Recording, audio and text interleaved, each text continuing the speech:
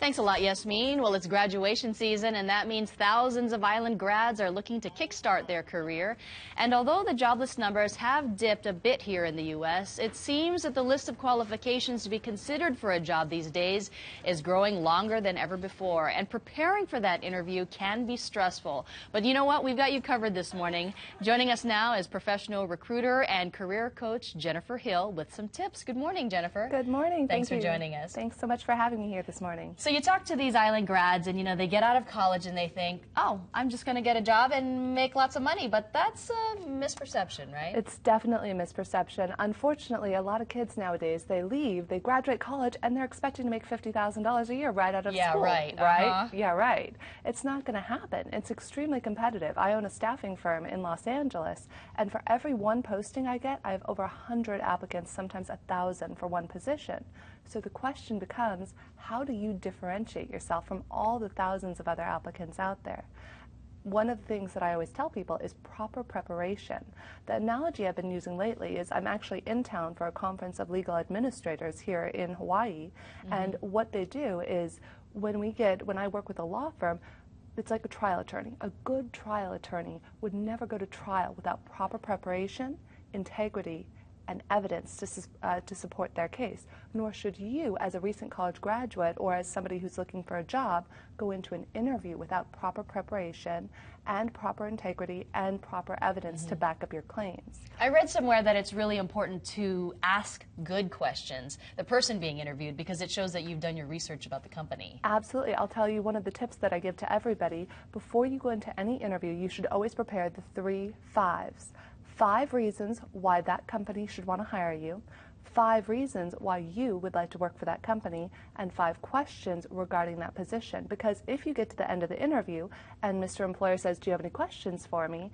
And you say no, it makes you look completely disinterested and unprepared. What about the biggest mistake that you notice that these college graduates are making in the interview situation? The biggest mistake that I notice that college graduates make in the interview situation is they say the same thing. If I ask 1,000 college graduates, why should we want to hire you?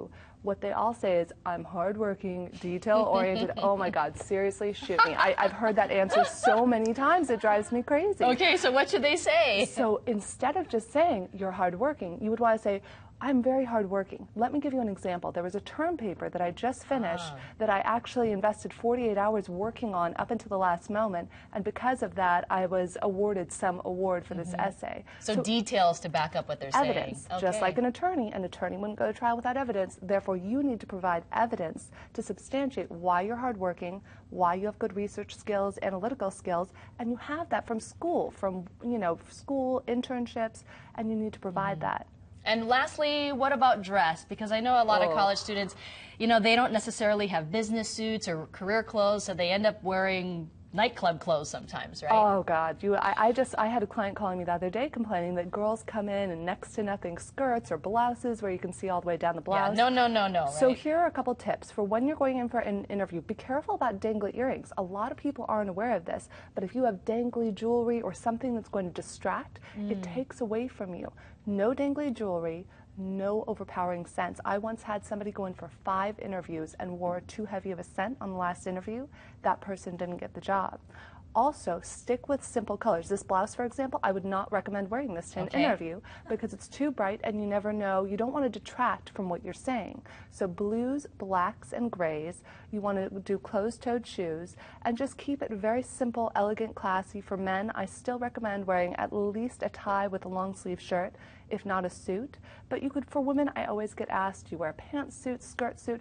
Either is acceptable as long as it's conservative, it's nice, it's well-tailored, and you also don't look frumpy. I see some people who come in looking like they're wearing a garbage bag. Ooh, all right. Well, Jennifer Hill, great tips. Thank you. And good luck to all those college graduates out there. We really appreciate it. Thank you so much. And if you'd like to see this interview again, you can head to the top video section of our website, KITV.com. It is 6:16.